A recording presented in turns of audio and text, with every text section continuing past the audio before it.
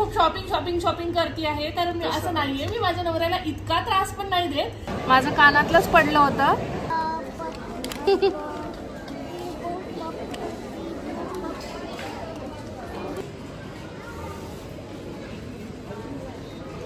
असं सगळं आमच्या सोबत चालू आहे सकाळपासून. काय माहिती आज दिवसच खराब आहे वाटतं.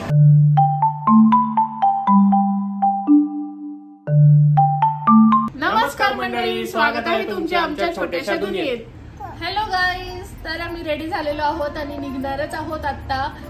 मॉल मध्ये जायचं आहे आपल्याला, बिकॉज मी कालच्या व्लॉग मध्येच मेन्शन केलं की मी झुडिओची विंडो शॉपिंग करून आली होते आणि मला कलेक्शन खूप जास्त आवडलं होतं. सो आता मला तिकडेच जायचं आहे. बट काल रात्री आम्हाला झोपायला इतका वेळ झाला, म्हणजे आम्ही 3-4 वाजेपर्यंत जागेच होतो.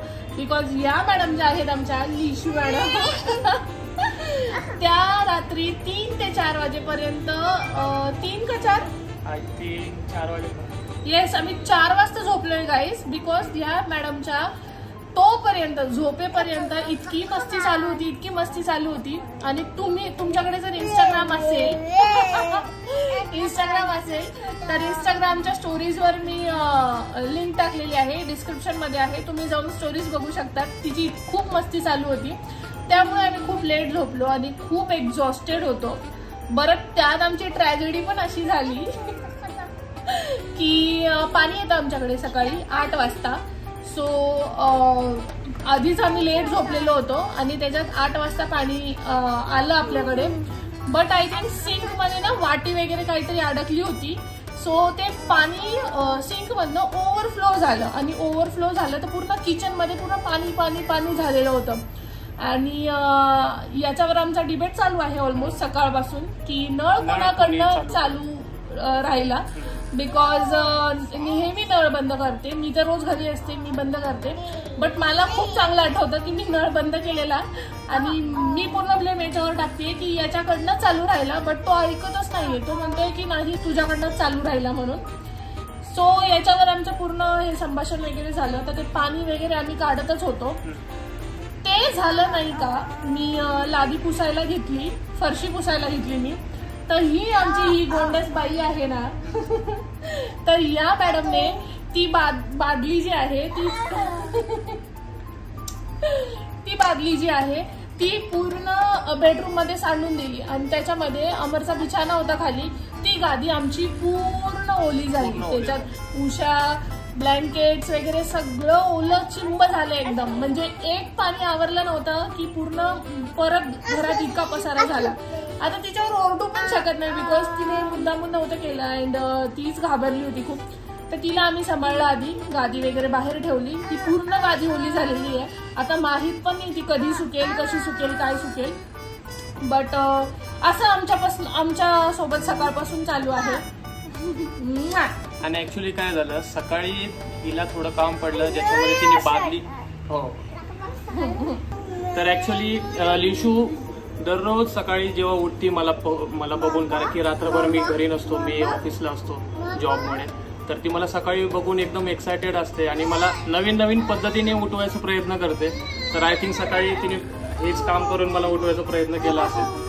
तर ती नवीन एक तिला गोष्टी आठवतात आणि मला उठवते. तर असं सगळं आमच्या सोबत चालू आहे सकाळपासून. तर आम्ही त्याच्यात इतके एक्झॉस्टेड होऊन गेलेलो आहोत. बट स्टील आता थोडंसं बाहेर जाऊया, आपण फ्रेश होऊया मस्तपैकी. आणि सॅटर्डे संडेच भेटतो, सो आम्ही सॅटर्डे संडे मोस्टली बाहेरच असतो. तर या व्लॉग मध्ये तुम्हाला परत बघायला भेटेल शॉपिंगचा व्लॉग. आय नो तुम्ही जर बोर झालेले असाल तर आय एम रिअली सॉरी.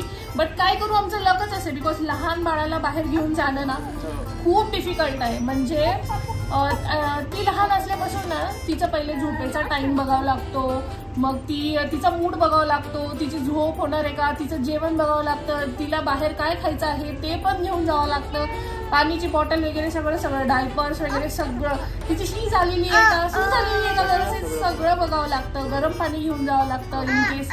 तर ह्या सगळ्या गोष्टींमध्येच इतका वेळ निघून जातो. आणि घरात मी रिकामी नसते, म्हणजे मला खूप कामं असतात. असं नाहीये की me stay at home Maugham आहे तर मी फ्रीच असते.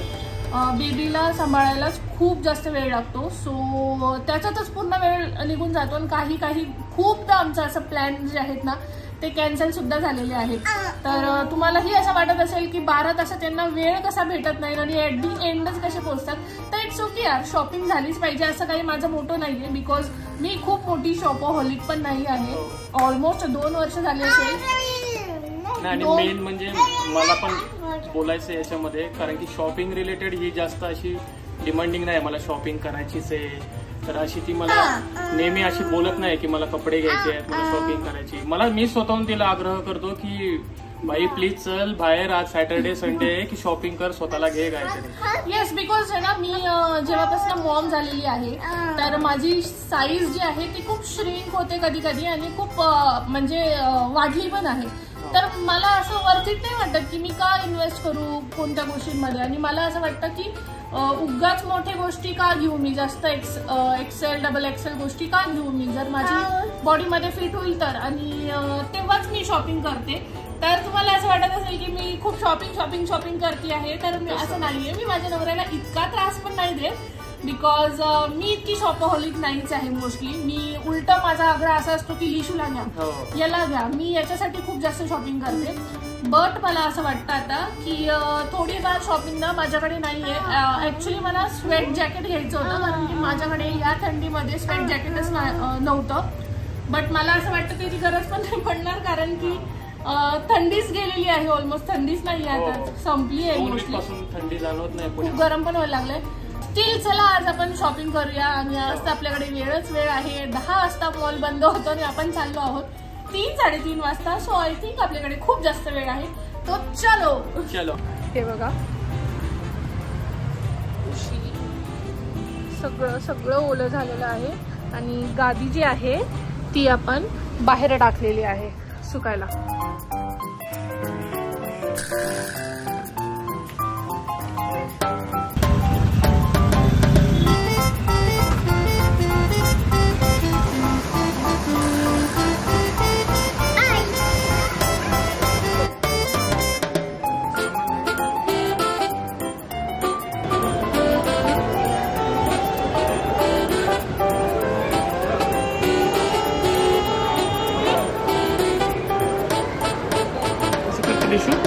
कसं केलं तू?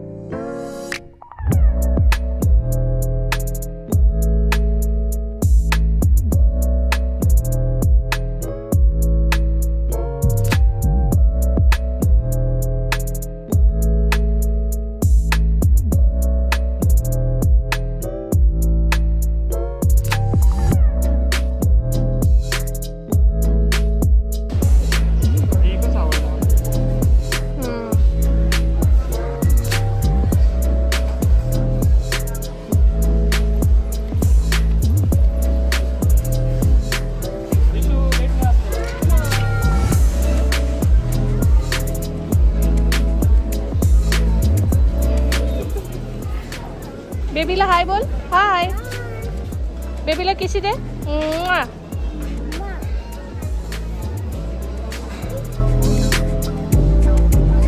Baby section.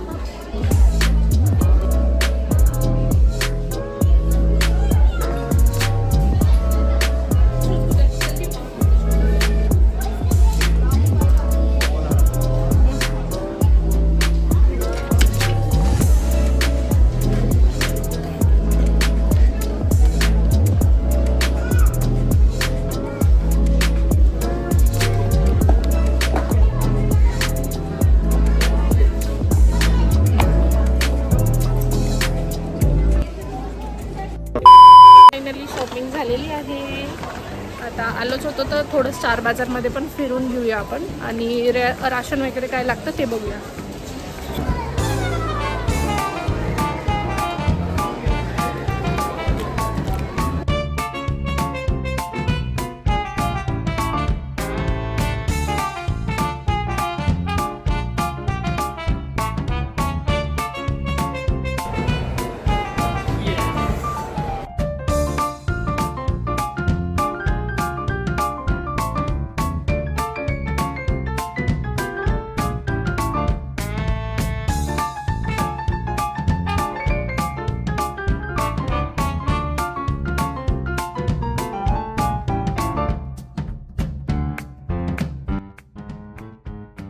खूप जास्त थकलो आम्ही आणि शॉपिंग पण झाली आपली. तर नंतर स्टार बाजारमध्ये पण गेलो होतो आम्ही. तर आता आम्ही इथे JK बर्गर्समध्ये आलो कारण की बर्गर किंगला तर इतकी जास्त लाईन होती, खूप जास्त लाईन होती. अँड त्यात माझा एक अशी ट्रॅजेडी परत आज झाली, काय माहिती आज दिवसच खराब आहे वाटतं. माझं कानातलंच पडलं होतं. मी ड्रेस ट्राय करायला गेली होती तिकडे, तर त्या बूथमध्ये फर्स्टदा मी ट्राय करायला गेली ना, तिकडेच माझं कानातलं पडलं होतं आणि फक्त हे खाली पडलं. तर मी इतकी घाबरली आणि सेकंड टाईम ट्रायलला गेले होते ना, तेव्हा ते पडलं. सो मी फर्स्ट बूथमध्ये जस्ट अमर बोलला की एकदा चेक करून ये आणि तिकडे मला माझा स्क्रू सापडला. सो मी इतकी एकदम खूप घाबरली होती मी. तर असा हा पण एक इन्सिडेंट झाला. फायनली आपली ऑर्डर आलेली आहे.